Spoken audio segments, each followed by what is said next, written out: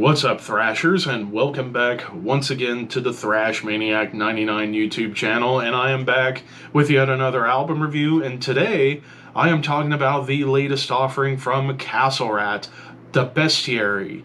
This also came out on September 19th, this time on King Volume Records.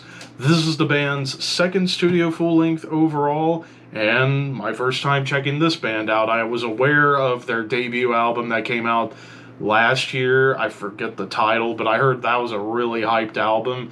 But I decided, since I saw they were coming out with a new one, I figured I'd give it a listen.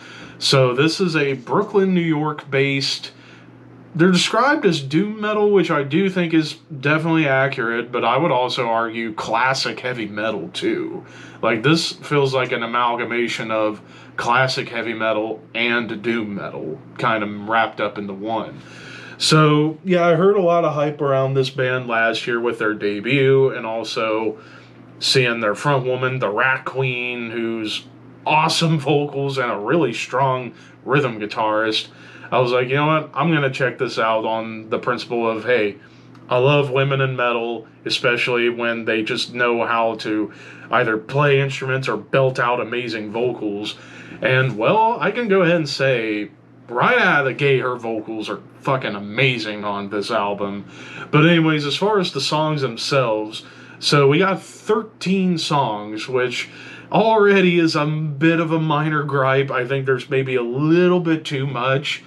But for the most part, these songs are in between the 3 to 4 minute mark. There's only a couple tracks that go 5 minutes or more.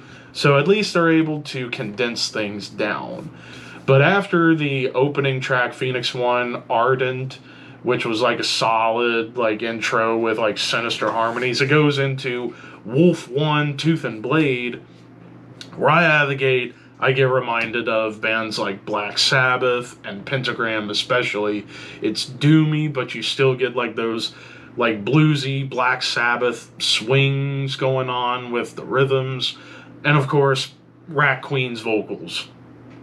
I am floored as to how talented of a vocalist she is. Like, she sounds like a 70s hard rock vocalist who's singing in metal. Like, it's perfect. Kind of reminds me a little bit of, I forget the front woman for Lucifer. I completely forgot. But kind of in a similar style where it's like 70s based, but in a modern metal sense. But yeah, the song itself, just killer riffs. Like, this album is riff city beyond belief. Wizard Crystal Heart is really where I got a lot more of like the pentagram worship in terms of the riffs and even the vibes happening, as it's a little darker, but you still get a huge classic heavy metal gallop. As far as like when it gets down into like classic heavy metal moments, Siren, the Pool of Promise, like, it starts off with a killer drum intro. It's riff city again. It does get doomy, but you get like bordering on Judas Priest riffs. And then later on in tracks like Serpent Coiled Figure, again, killer drum intro, awesome like classic metal chug. Dare I say, the song itself, there's a lot of Dio on there, like Dio, like Holy Diver, Last in Line, like that era of Dio. I get a lot of nods to that, but it is heavier than shit. But yeah, those were really the main songs where you had more of that like classic heavy metal vibe, but for the most part, it remains pretty damn doomy. Like Unicorn, Carnage, and Ice actually starts off with like dissonant riffs, and then you get into just straight up doom and gloom, and it's murky, it's sinister sounding, and it even continues that atmosphere on Crystal Cave Enshrined. Like, despite you start off with acoustics and synths and Mellotron, you still get doomy, evil atmosphere on that track. Almost just kind of like you're entering a devilish cavern about ready to be slaughtered or something like that. But Wolf 2, Celestial Beast, that song kind of continues the feeling of Tooth and Blade, Wolf 1, but it's kind of like just acoustics, soothing vocals, and the Mellotron again. I actually love the Mellotron play on this album. It just kind of adds, dare I say, a bit of a prog vibe, even though this is still like very raw, very stripped down.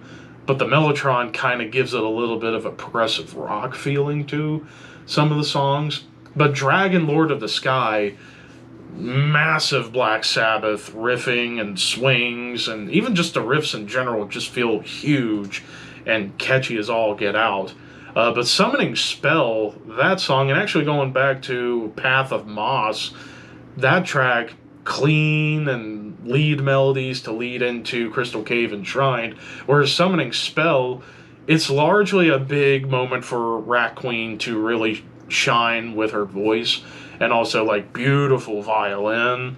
But then we go into Sun Song, Behold the Flame, and it's largely a big like droning doom song. Like, it's very thick and chunky and heavy, but I love how it just keeps building, especially with the drums. Like, as the song progresses, the drums just get wild and even gallops towards the end, even though you still get like droning doom riffs on top.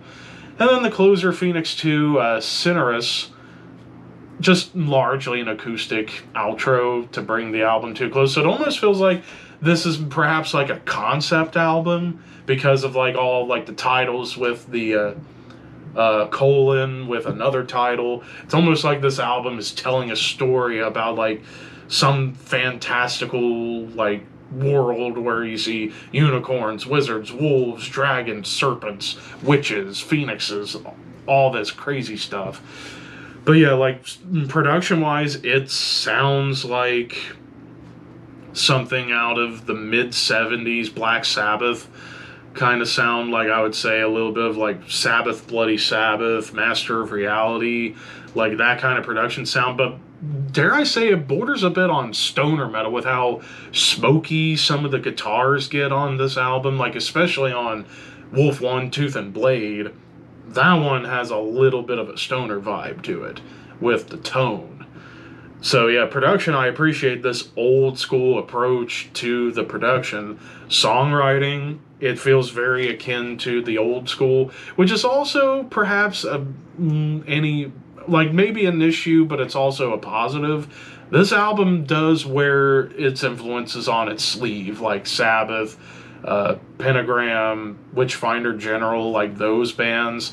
Definitely wears those influences proudly, but they do it so damn well that you can't help but like it. So overall, I'm going to give this 4 stars out of 5. I thought this was a great album, and now I definitely need to check out the debut to really get the full scope of Castle Rat as a whole. But if you're a fan of Black Sabbath, Pentagram, Witchfinder General, hell, even like a little Judas Priest, and like bands like Uncle Acid and the Deadbeats, check this out. This is some really, really good doom metal.